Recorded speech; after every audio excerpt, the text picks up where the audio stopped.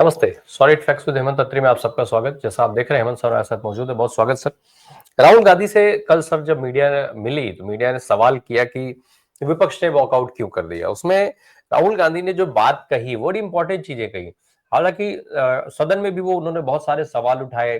कांग्रेस ने इसके अलावा बताया है कि कितने सारे झूठ अमित शाह साहब बोलते रहे। बहुत कल जिस तरीके से सोशल मीडिया पर कांग्रेस ने गदर काटा हुआ है, एक के बाद एक वो जितना हमलावर है, ऐसा लग ही नहीं रहा है कि भारतीय जनता पार्टी, उसके नेता, उसका सोशल मीडिया भी कहीं है। मैं जल्दी से राहुल ने जो कहा वो सुनवा देता हूं दर्शकों को, फिर सवाल लेकर के आता हूं आपके पास। सुनाइए जरा। होम मिनिस्टर का रिस्पांस देखा जी। डिफेंसिव रिस्पांस जी और जो हमने पॉइंट्स रखे हैं जी उसका जवाब नहीं दिया। एक एग्जांपल लेकर बोल रहे हैं तो it is a completely defensive response. आपने उनका चेहरा तो देखा। होम मिनिस्टर आपने सवाल पूछा था, मैंने दो तीन चीजें कही थी जी। मैंने कहा था ट्रांसपेरेंट वोटर लिस्ट सबको दीजिए, उसके बारे में एक शब्द नहीं बोला। मैंने कहा कि ईवीएम का आर्किटेक्चर सबको दे दीजिए, उसके बारे में एक शब्द नहीं कहा। मैंने कहा था कि बीजेपी के नेता हरियाणा में और बिहार में वोट दे रहे हैं, उसके बारे में नहीं कहा। मेरे प्रेस कॉन्फ्रेंसेस में सॉलिड प्रूफ है, उसके बारे में कुछ बोला नहीं। सीजीआई को लेकर सेम सीजीआई को वॉकआउट क्यों करने की जरूरत पड़ी? वॉकआउट क्यों किया? इलेक्शन कमिश्नर को फुल इम्यूनिटी दी जा रही है। तो हेमंत सर, सदन में गाली दी जा सकती है लेकिन जवाब नहीं देंगे, क्यों? राम प्रकाश जी नमस्कार, आपको सारे दर्शक साथियों को भी। देखिए, नया भारत है ये, यहाँ पर सारी चीजें संभव है। इसमें ऐसी क्या अनपेक्षित हो गया? आप एक बात बताइए, मोदी जी जब तक मुख्यमंत्री रहे गुजरात में, कभी वहां किसी सवाल का जवाब दिया उन्होंने? किसी का भी? और यहाँ सदन में आने के बाद 2014 से लेके आज तक किसी चीज का जवाब दिया हो? उन्होंने दिया हो, अमित शाह जी ने दिया हो, राजनाथ ने दिया हो, कितनी बड़ी बड़ी चीजें होगी। चाइना का अतिक्रमण हो गया लद्दाख के अंदर, अपने उसके बाद पेगासस हो गया, नोटबंदी हो गई, कोविड का मिसमैनेजमेंट हो गया, कितनी अपना ऑपरेशन सिंदूर हो गया, अपना पुलवामा हो गया, पहलगाम हो गया। किसी एक सवाल का जवाब दिया हो तो? कोई भी चीज आप पूछ लीजिए, वो 1947 से शुरू कर देते हैं। अब तो उससे भी आगे चले गए, वंदे मातरम की उत्पत्ति से शुरू होगी।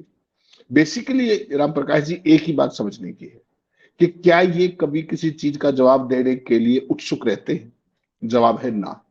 क्यों? क्योंकि इनका इतिहास ऐसा है कि जब भी कोई चीज वहां से उठेगी तो उसमें सारे के सारे सवालों में गिरते चले जाएगी।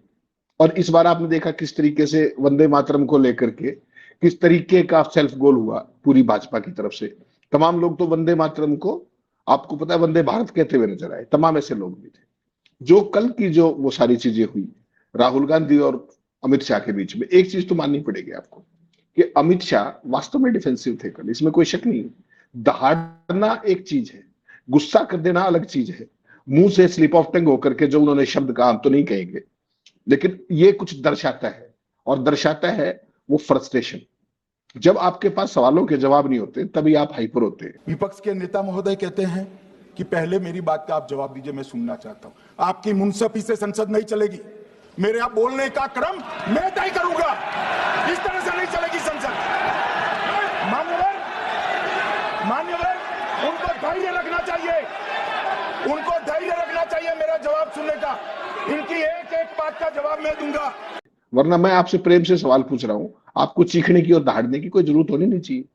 तो वैसी स्थिति आपने कल देखी और बहुत ही, मतलब जिसको क्या कहे, टेम्परामेंटली बहुत कमजोर दिखे, जहां तक गृह मंत्री जी का सवाल है। जब राहुल गांधी बहुत ही स्पेसिफिक सवाल पूछे तो उन्होंने ये थोड़ी कहा था कि अभी जवाब दो। उन्होंने कहा था कि मेरे सवाल ये, और जो सवाल का जवाब दिया गया पूरे जो उनकी तकरीर थी, आप ये बताइए जितने भी सवालों के जवाब तमाम चीजें करते गए। आप महात्मा गांधी जी को भी वोट चोर घोषित कर दिया उन्होंने तो एक तरीके से, जब नेहरू बनाम सरदार पटेल करके। तो इसका मतलब तो वो तो फैसला तो महात्मा गांधी जी का था ना, राष्ट्रपिता का। तो महात्मा गांधी वोट चोर थे इसका मतलब। तो किस लेवल तक चले गए हैं, केवल सवालों के जवाब ना देने पड़े इस बात के लिए। सवाल पूछा जा रहा है कि इम्यूनिटी क्यों दिया आपने इलेक्शन कमिश्नर्स को? तो वो क्या कह रहे थे कि इंदिरा गांधी ने खुद को इम्यूनिटी दे ली। क्या, क्यों, कैसे दी? कि दो सुप्रीम कोर्ट के सीनियर जजेस को सुपरसीड करके अपना चीजें बना लिया, इम्यूनिटी मान लिया उन्होंने उसको। यानी कि कोई तर्कपूर्ण बात आपसे करूं और आप उसका कुतर्कपूर्ण जवाब दें और सवाल का जवाब फिर भी ना दें, तो ये एक खास तरीके की आरएसएस और बीजेपी की ट्रेनिंग का हिस्सा है। स्पेसिफिक सवाल क्या थे? 4 सवाल बड़े स्पेसिफिक थे। इसमें ज्यादा कोई हिंदी अंग्रेजी है ही नहीं इसमें। सबसे पहली बात क्या थी कि जो कुछ भी सरकार ने इम्यूनिटी का रूल बनाया, वो किन परिस्थितियों में बनाया, आप उनको वापस कर लीजिए। ये इस पर जवाब दिया क्या उन्होंने? मशीन रीडेबल वोटर लिस्ट सभी को 1 महीने से पहले, हर चुनाव से पहले दे दीजिए। अपने लिए नहीं, ऑल पॉलिटिकल पार्टीज, बीजेपी भी है उसमें, सारे विपक्षी दल, सारे सब एनडीए है, सबको दे दीजिए, क्या दिक्कत है? वो तो सॉफ्ट कॉपी है, कोई उसमें लंबा चौड़ा खर्चा नहीं आता। उसका जवाब दे दिया क्या? उससे पहले सीसीटीवी का जो वो था, 45 दिनों में सीसीटीवी की फुटेज नष्ट कर देंगे। उन्होंने कहा कि ये नहीं होना चाहिए, इसको वापस ले लीजिए। ले लिया क्या? कोई शब्द कहा उसके ऊपर क्या? ईवीएम का आर्किटेक्चर समझाने की बात थी, उस पर कोई शब्द बोले क्या? क्या कहा? ये राजीव गांधी लेकर के आए थे। तो राजीव गांधी तो भाई साहब 90 में लेकर के आए थे, आज तो 2025 है, 35 साल में तो पीढ़ी बदल जाती है। उस सवाल का जवाब दिया क्या ईवीएम के आर्किटेक्चर का? नहीं। ईवीएम से जीत गए, हार गए, ये कर दिया, वो कर दिया। स्पेसिफिक सवाल क्या था? आर्किटेक्चर समझा दीजिए। समझा दिया क्या? इसी के जो इम्यूनिटी का मामला, उसको कानून को वापस ले लीजिए। एक शब्द बोला क्या? तो फिर बहस क्या हुई है? इससे बड़े 4 चुनावी सुधार आप बता दीजिए क्या हो सकते हैं? सारा मसला क्या था जब हाउस सेशन शुरू हुआ था? आपको याद हो, एसआईआर को लेकर के विपक्ष चर्चा की मांग कर रहा था। इन्होंने कहा नहीं, एसआईआर पे नहीं करेंगे, चुनाव सुधार उसका नाम दे दिया गया, टाइटल सुधार, चुनाव सुधार हो गया।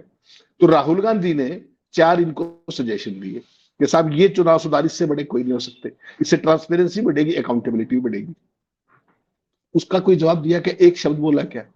कहा क्या कि आप मुझे डिक्टेट नहीं करेंगे कि मैं किस चीज का जवाब कब दूंगा, ये मेरा भाषण है, मेरी तकरीर है, मैं तय करूंगा। तो निश्चित तौर पर आप ही करेंगे, लेकिन उसमें इतने एग्रेशन और ऑफेंस की क्या बात है? हकीकत ये है कि जब आपके पास कंटेंट नहीं होता, जब आपके पास मेरिट्स नहीं होती, जब आपके पास लॉजिक्स नहीं होते, तब आप फिर इस तरह का एग्रेशन दिखाते हैं। इसके अलावा कुछ नहीं। राहुल गांधी ने इससे पहले वोट चोरी को लेकर के जो बातें कही, उस पर कोई जवाब दिया हो? हरियाणा में तमाम चीजें कही गई थी। एक ब्राजीलियन महिला का 22 बार फोटो, एक महिला के 200 फोटो एक ही वोटर लिस्ट में, एक ही बूथ के ऊपर। जवाब दिया क्या उसका? 25,40,000 वोट फर्जी और डुप्लीकेट, उसके ऊपर कोई जवाब दिया क्या? एक पकड़ लिया कि एक एकड़ की जो घर है वो, उसमें 3 पीढ़ियां साथ रहती। उसके अलावा कुछ नहीं, बाकी सारे सवाल। और चेयर का आप रुख देख लीजिए। जब मोदी जी बोल रहे होते हैं, जब अमित शाह बोल रहे होते हैं, तो भागवत कथा सुन रहे होते हैं, और अपने क्या नाम है, ऐसा अभिभूत होकर के, पूरे का पूरा तल्लीन होकर के, मुस्कुराते हुए मंद। चेयर का आपने बिड़ला का साहब का हाल देख लिया। और राहुल गांधी या विपक्ष का कोई नेता बोल रहा होता है तो सरकार के पसीने आने चाहिए, मोहें तन जाती है चेयर की। ये एकदम नई तरह की चीज आप देख रहे हैं। स्पीकर के लिए सब बराबर है, उनको तो हाउस कंडक्ट करना है, इम्पार्शियल होकर, न्यूट्रल होकर के, to the best of traditions of the house. वो काम करने की बजाय हमेशा, कभी भी देख लीजिएगा बिड़ला साहब का जो रुख है, वो विपक्ष के प्रति बहुत ही एक खास तरीके का रुख है, जो लोकतंत्र में एक्सेप्टेबल नहीं हो सकता। आमतौर पे आदमी क्या करता है कि आप न्यूट्रल हो चाहे ना हो, लेकिन न्यूट्रल दिखाने की कोशिश तो आदमी करता ही है ना। लेकिन इनको, अपने बिड़ला साहब को, उसकी भी कोई चिंता नहीं। वो कभी इस बात का प्रयास ही नहीं करते कि कहीं गलती से भी ऐसा ना लग जाए कि वो निष्पक्ष है। हमेशा सदन में प्रधानमंत्री और अमित शाह जब भी भाषण दे रहे होंगे, तब उनकी किसी बात पर सत्ता पक्ष का मेज थपथपाते हैं, तो मुस्कुराते हुए ओम बिड़ला बेहद संयम का परिचय देते हैं। और कई बार तो ऐसा लगता है कि बहुत मुश्किल से अपने आप को रोक पाते हैं, वरना वो भी डायस को थपथपा दे। ऐसी सूरत होनी चाहिए कि ऐसी कभी चेयर देखी है क्या आपने? ये आपको मैं फोटो भेजूंगा, उनके फोटोग्राफ दिखाइएगा आप दर्शकों को कि किस तरीके से लेफ्ट और राइट देखते टाइम उनकी भाव भंगिमा ऑल टुगेदर डिफरेंट होती है। सत्ता पक्ष की तरफ मुस्कुराते हुए मंद मंद, और विपक्ष की तरफ मुंह बाद में करेंगे, उससे पहले उनके चेहरे पे तनाव आ जाएगा। तो ये अपने आप में बहुत कुछ कह रहा है। और ये कह रहा है कि भारतीय जनता पार्टी चुनाव जीतना, राम प्रकाश जी, एक अलग बात है। चुनाव जीतने से कोई बहुत बड़ी चीज नहीं होगी। चुनाव हार या जीत तो लोकतंत्र में चलता है, लेकिन लोकतंत्र के सवालों को हजम कर जाना, एग्रेसिव होकर के, ऑफेंसिव होकर के, इससे आप अपनी जिम्मेदारी से नहीं बच जाएंगे। और मेरा तो दूसरा सवाल है, इस सारी चर्चा का जवाब प्रधानमंत्री को नहीं देना चाहिए था क्या? जब इतनी लंबी चर्चा हो रही है, आज जब मैं और आप बात कर रहे हैं, तब भी राज्यसभा के अंदर चर्चा चल रही है चुनाव सुधारों के ऊपर, प्रधानमंत्री ने क्यों नहीं दिया जवाब? आई इसका।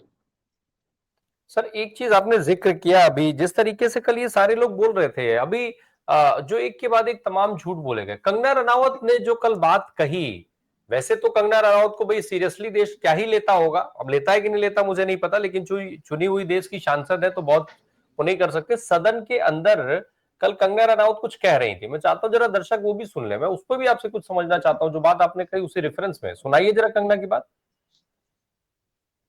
की है, विदेशी महिला है, लेकिन उन्होंने कितनी बार आकर उन्होंने सोशल मीडिया पे कहा है कि मैं कभी भारत नहीं गई हूं, मेरा हरियाणा चुनाव से कुछ लेना देना नहीं है। लेकिन फिर भी ये लोगों ने बिना किसी ठोस सबूत के उनका यहाँ पे फोटो बना के उन्होंने उनको उछाला, यहाँ पे उनकी तस्वीर उछाली यहाँ पर एवरी, और यहाँ पर प्लेक कार्ड यूज करना भी अलाउ नहीं है। इन्होंने फिर भी नियमों का उल्लंघन किया। मैं चाहती हूं सबसे पहले तो मैं इस सदन की तरफ से उन महिला से बहुत ही माफी मांगती हूं कि इस सदन में बिना कि उनकी आजकल जो पर्सनैलिटी राइट्स का भी एक बहुत बड़ा क्राइम होता है, उसके उपरांत उनका फोटो यहां यूज किया गया। मुझे बहुत खेद है। भारतीय संसद की तरफ, संसद भवन की तरफ से हम उनसे माफी मांगते हैं। सर, इस देश में देश को गौरवान्वित करने वाली, ओलंपिक जितवाने वाली बेटियों को लेकर के कभी इसने माफी नहीं मांगी इस सांसद ने। और एक ऐसा मुद्दा जाने अनजाने में सही, ये तो कह तो कुछ और रही थी, लेकिन क्या ये इससे ये साफ नहीं हो जाता है कि इलेक्शन में इलेक्शन चोरी के लिए क्या क्या हुआ? भाई, जो जिस मॉडल का पिक्चर फोटो इस्तेमाल किया गया, वो खुद उन्होंने बार बार कही ये बात कि वो यहाँ भारत कभी नहीं आई। ये बात कंगना रनावत स्वीकार कर रही है। यही बात तो राहुल गांधी कह रहे थे। तो कंगना रनावत जो कह रही है, राहुल गांधी पहले कह चुके हैं। भाजपा ने तो इस पर भी जवाब नहीं दिया। राम प्रकाश जी, भाजपा क्या जवाब देगी? इस पे चुनाव ज्ञानेश गुप्ता की तरफ से बढ़ना चाहिए। वोटर लिस्ट के अंदर वोटर लिस्टों के लिए जिम्मेदार कौन है? हरियाणा सीओ जिम्मेदार है और अपने ज्ञानेश कुमार गुप्ता जिम्मेवार है। एक ब्राजीलियन महिला की, जिसने कभी हरियाणा छोड़िए कभी भारत का भी मुंह नहीं देखा करके, उसका 22 बार फोटो लगा, उसकी जिम्मेदारी किसी की तो होगी ना। उसकी जिम्मेदारी राहुल गांधी की है कि उन्होंने सच्चाई का खुलासा कर दिया। कंगना रनावत को किस बात से आपत्ति है? अगर उनके अंदर दम है तो ज्ञानेश गुप्ता से पूछे ना ये बात कि उसका मॉडल का, ब्राजीलियन मॉडल का फोटो हरियाणा की वोटर लिस्ट में कैसे है। तो वहां तो कुछ कर नहीं सकते, तो यहां खड़े होकर लफाजी कर लो। और कंगना रनावत बेसिकली, इसको कौन पॉलिटिशियन कह सकता है? She is a non serious part time politician. ना वो हीरोइन बची, ना वो यहाँ की एमपी तो कभी बन ही नहीं पाई थी। खैर, महिला जो अपने बेचारी किसानों के साथ जो बैठी थी धरने पर, उनके बारे में उन्होंने क्या टिप्पणी की? आप सोचिए, क्या कोई महिला किसी महिला के बारे में इस तरह की बात कर सकते हैं क्या? किसानों के बारे में क्या कहा? हर चीज के अंदर, विवाद के अंदर पैर फंसाना बिना मतलब का, ये इनका एक शगल है। क्योंकि आपको पता है, जो ये सो कॉल्ड ग्लैमर इंडस्ट्री है, यहां पर आप कुछ करें चाहे ना करें, लेकिन विवादों में रहना चाहिए, नाम चर्चा में होना चाहिए। तो ये उस आर्ट को चैंपियन करने की कोशिश कर रही है। इनकी बातों में ना कोई कभी गंभीरता होती है, ना किसी बात को शिद्दत से कहती है, ना इनको किसी इशू की समझ है। इन्होंने तो ट्रंप के बारे में क्या कह दिया था, मोदी क्या है ट्रंप के। 10 मिनट बाद कैसे ट्वीट डिलीट हो गया, और बेशर्मी के साथ पूरी लिख रही थी कि हमारी पार्टी अध्यक्ष का फोन आया और तब मैंने वो डिलीट कर दिया। मोदी को क्या बता रही थी? एक बार मोदी से कहलवा दीजिए ना। वो ट्रंप हिंदुस्तान के बारे में, मोदी जी के बारे में क्या क्या कह चुके हैं, हमारी अर्थव्यवस्था के बारे में क्या क्या कह चुके हैं, ऑपरेशन सिंदूर के बारे में क्या कह चुके हैं, उसके बारे में मुंह खोल लेती ना एक बार। जब ये कह रही थी कि ट्रंप ये है, मोदी उनके भी ये है, पता लग गया होगा ना। ये फर्जी पूरा एक गैंग इकट्ठा कर रखा है भारतीय जनता पार्टी ने, माफ कीजिएगा, जो इस तरह के लूज कैनन्स हैं। ऐसा ही एक निशिकांत दुबे है, वो भी बहुत बड़े वाला आइटम है। कभी सीजीआई को बता देता है कि इस देश में जितने गृह युद्ध चल रहे हैं उनके लिए जिम्मेदार है। हर नॉनसेंस वो आदमी करने में सक्षम है विदाउट एनी लॉजिक। भारत के जो पहले चीफ इलेक्शन कमिश्नर थे, सदन में खड़े होकर कह रहे हैं कि नेहरू ने उनको सूडान का वो बढ़ा दिया, जो राज्यपाल। सूडान में भी राज्यपाल मोदी जी बता, इनको राज्यपाल और राजदूत का अंतर नहीं पता। बताइए, ये लोग अपने आप को डॉक्टरेट कहते हैं, ये लोग सांसद हैं, इनकी कोई जवाबदेही नहीं। और जो कल अमित शाह जी ने जिस तरीके का शब्द प्रयोग किया सदन के अंदर, और आप सोचिए विपक्ष की तो इतनी हिम्मत नहीं है कि इस तरह कोई शब्द प्रयोग कर दे। वो कोई सरकार से सवाल भी पूछते हैं तो चेयर का क्या रुख होता है। अमित शाह जी ने वो शब्द कहा और बिरला साहब उनके मुंह की तरफ निहारते रहे जब तक उन्होंने कह दिया कि नहीं, कि कुछ गलत हो गया हो तो निकाल दीजिए। ये हालत है। तो आप सोच लीजिए इस हाउस का बना क्या दिया। या कंगना रनावत कैसे है, या निशिकांत दुबे कैसे है, या गृह मंत्री गाली का प्रयोग कर लेता है, चेयर मुंह नहीं खोल पाती है। ये पूरी परिस्थितियां हैं।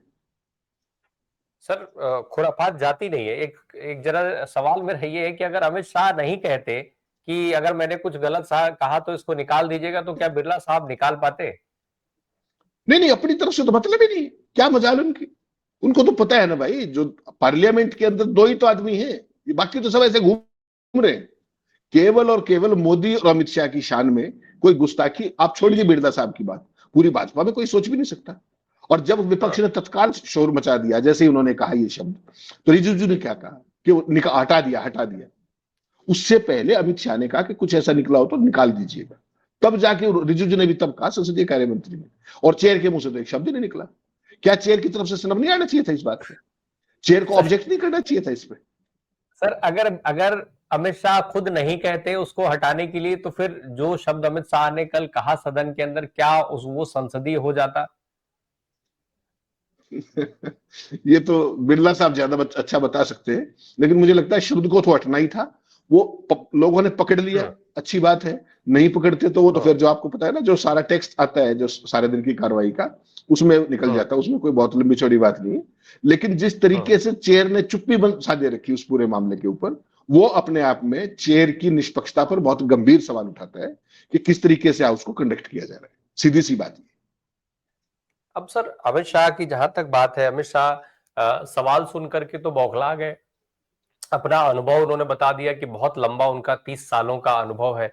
लेकिन इस बीच में कई सारे ऐसे सच भी रहे जो अमित शाह साहब बता सकते थे अपने अनुभवों के साथ, जिसको वो छुपा गए। हालांकि अब जिसमें भाई, आप जब राहुल गांधी देश में सरकार चलवा रहे थे, सरकार का हिस्सा थे, उस समय अमित शाह साहब तड़ीपार हुआ करते थे। तो ऐसा तो अब इन सब चीजों को तो उन्होंने अपने अनुभव में नहीं गिनवाया। लेकिन सर, सवाल ये उठता है कि आखिर दो चीजें हैं। एक तरफ देश को लेकर के उठाए गए विपक्ष के सवाल, और दूसरी तरफ ओम बिरला साहब का पूरा एक्ट। ये दोनों चीजें हमारे देश के लिए, लोकतंत्र के लिए, संविधान के लिए, संसद की परंपराओं के लिहाज से कितनी अहम है, और क्या अहमियत रह गई है अब इनकी? नहीं रामप्रकाश, देखिए, 1 लाख कोई लोकसभा के स्पीकर का मामला नहीं है, राज्यसभा के चेयरमैन का मामला नहीं है।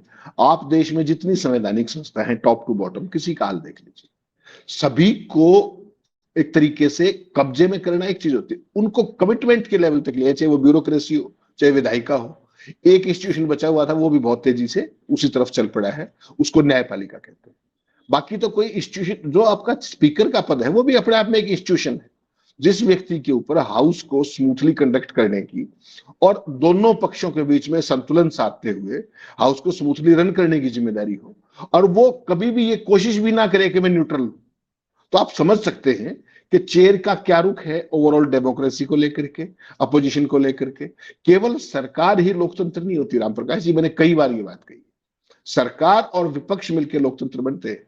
ना अकेला विपक्ष कुछ है, ना अकेली सरकार कुछ है। क्या स्पीकर की कुर्सी पर बैठे व्यक्ति को यह भी नहीं पता?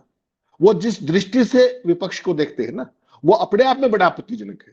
माफ कीजिएगा, with all due regards to the chair, जिस तरीके से वो देखते हैं। जो राहुल गांधी जब बोल रहे थे ये नहीं चलेगा, ये फला नहीं होगा, ये नहीं होगा, और जो गाली चल रही थी उस पर तो नहीं बोला उन्होंने एक भी शब्द, एक शब्द नहीं बोला उन्होंने। हमेशा विपक्ष को धमकाने की वो रहती है उनकी। वो आपके स्टूडेंट है क्या? आपको ध्यान होगा हेमा मालिनी वाला प्रकरण जिस तरीके का धनखड़ के साथ हुआ था वहां अपने राज्यसभा के अंदर, और वो सारी मतलब किस लेवल तक पहुंच गई थी बात। तो चेयर को अपना एक व्यवहार होता है बाकायदा। इस देश में तो कैसे कैसे स्पीकर रहे, आप सोचिए। सोमनाथ चटर्जी साहब, आपको ध्यान है जब उत्तर प्रदेश के जो मुख्यमंत्री हैं योगी आदित्यनाथ, किस तरीके से बच्चों की तरह रो रहे थे, और उन्होंने एक सच्चे अभिभावक के तौर पर उनकी वो की प्रोटेक्शन दी पूरी की पूरी। क्या आज की चेयर से आप ये बात सोच सकते हैं? एक से एक इलस्ट्रियस स्पीकर हुए हमारे, उनके साथ जब खड़ा करोगे तो हम इनको, बिरला साहब को कहां पाओगे आप? He stands nowhere. और फिर भी इनको समझ में नहीं आ रहा कि एक पद मिल गया, कम से कम उसकी गरिमा, उसकी मर्यादा, उसकी निष्पक्षता।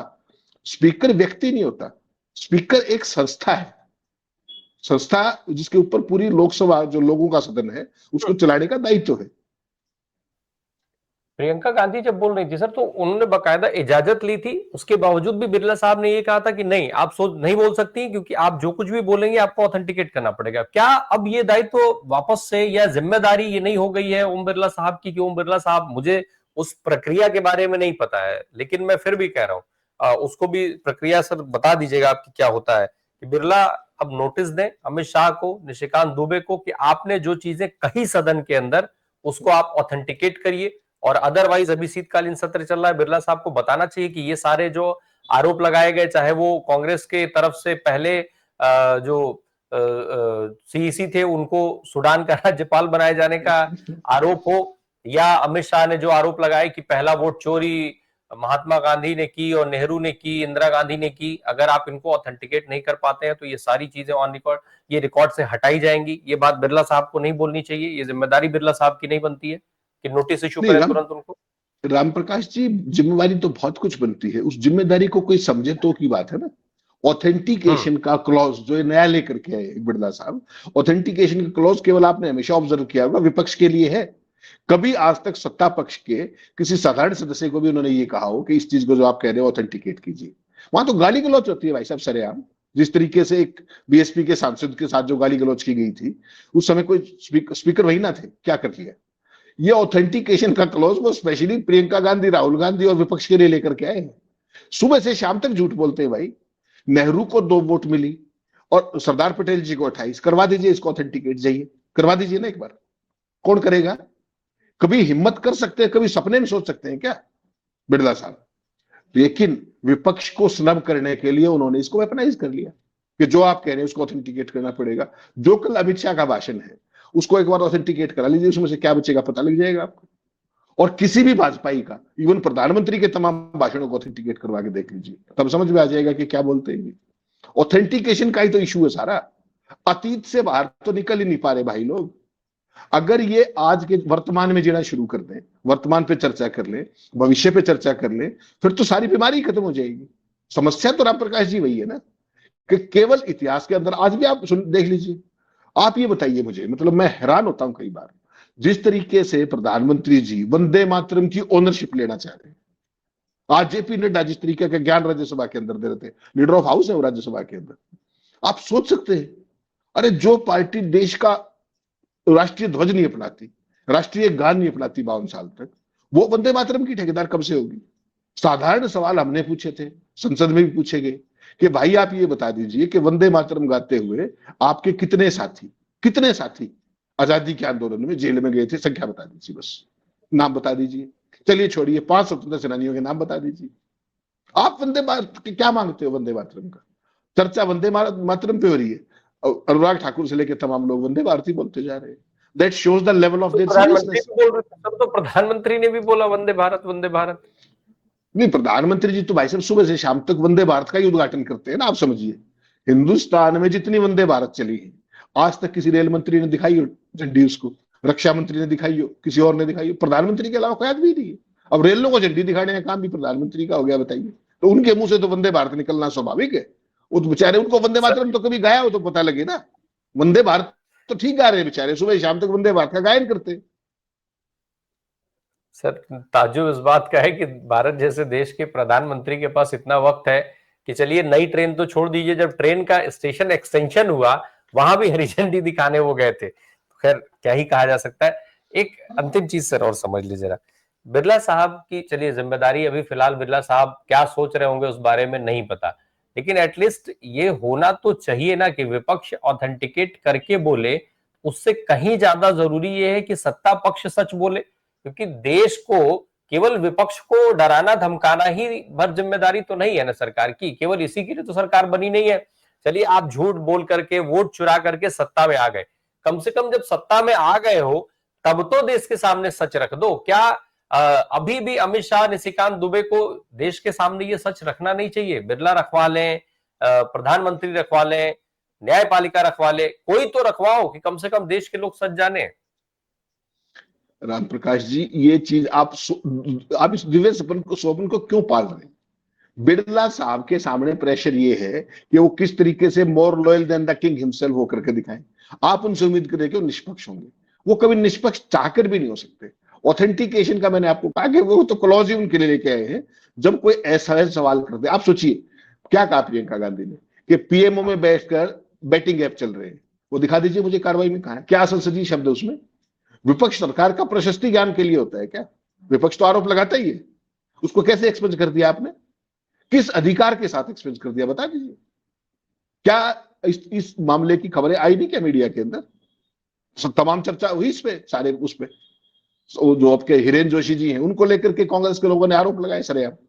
उसका जवाब देने की बजाय उसको धीरे से एक्सपेंस करा दिया। सवाल तो ये है ना, बेसिकली राम प्रकाश जी एक चीज ध्यान रखनी पड़ेगी कि स्पीकर जो है ना, उसको संसद चलाने में, संसद स्पीकर हो चाहे चेयरमैन हो राज्यसभा, उन दोनों को हमेशा एक बात याद रखनी चाहिए कि उनका काम निष्पक्ष मध्यस्थ के तौर पर चेयरमैन की भूमिका निभाने का है, और भाजपा सांसद होने के नाते वे इस पवित्र कुर्सी पर बैठने के बाद अपनी पार्टी के प्रति घोर वफादारी का प्रदर्शन नहीं कर सकते। आपको पता है हमेशा जब भी आदमी चेयर पे आता है तो अपनी पार्टी और अलायंस सब छोड़ करके आता है, उसका इस्तीफा दे दिया, जैसे राष्ट्रपति है, उपराष्ट्रपति है, वो एक परंपरा है उस तरीके की। उनकी जितनी भी आज तक का कामकाज है बिरला साहब का, अति पक्षतापूर्ण नीति, लोकसभा में वोट चोरी छोड़ दीजिए, आप वंदे मातरम छोड़ दीजिए, आज तक कोई एक ऐसा टॉपिक बता दीजिए जिसपे उन्होंने सही मामले पर भी कभी भी सरकार को घेरने की कोशिश की हो या सरकार को सनद किया हो। और विपक्ष के मामले में कोई कहे, आप एक चीज बताइए मुझे, अडानी का संसदीय शब्द है क्या? आप कोई विपक्ष का सांसद बोल दे एक बार अडानी, तुरंत इमीडिएटली हटा देते हैं उसको, या तो रूल में ले आइए इसको कि अडानी शब्द नहीं बोलेंगे आप, हम दो हमारे दो नहीं बोलेंगे। मतलब आप कर क्या रहे हैं? पार्लियामेंट विम्स और फैंसी पे नहीं चलती। अब तो झूठ को भी संसदीय शब्द कहना शुरू कर दिया था एक बार, तो क्या आप झूठ नहीं बता सकते? अरे झूठ को तो झूठ ही बताओगे भाई, और क्या कहोगे? झूठ के लिए कोई अलग शब्द कहां से लेकर के? तो ये जो टिपिकल आरएसएस की ट्रेनिंग है ना, ये उसके तहत ये सारी चीजें हो रही हैं। इसको इसी रूप में देखा जाए। आप सोचो ये कभी सरकार को ऑथेंटिकेट करने के लिए कहेंगे? आप अमित शाह को छोड़िए, मोदी जी को छोड़िए, बीजेपी के साधारण जूनियर मोस्ट सदस्य को ऑथेंटिकेशन की बात ये कभी नहीं कह सकते। You take it from. चलिए, बिरला जी का अगर कहीं जमीर जागे तो अमित शाह से चलिए माफी मंगवा ले, निशिकांत दुबे से माफी मांग ले, ना मंगवाए, ना नोटिस इश्यू करे, तो कम से कम इन सबके भाषण तो पूरे भाषण को डिलीट तो करवा ही सकते हैं। अगर उनके कहीं जमीर में कुछ बचा हो, जमीर जाग जाए, अंतरात्मा कुछ कह दे, रात को सपने में कहीं सोमनाथ बनर्जी साहब आ जाए, तो कुछ तो ऐसा हो जाए। अब देखिए आते हैं कि नहीं आते हैं इस तरीके के सपने पे। मोदी जी को सपने में दशरथ जी दिखाई देने लग जाते हैं, शायद किसी दिन कोई लोकसभा का पूर्व स्पीकर बिरला साहब के सपने में आकर के उनके जमीर को भी जगा दे। इसलिए शायद ये उम्मीद अभी भी देश को पाले रखना चाहिए, छोड़ना तो नहीं चाहिए। बहुत बहुत धन्यवाद सर आपका हमसे बात करने के लिए। Thank you so much.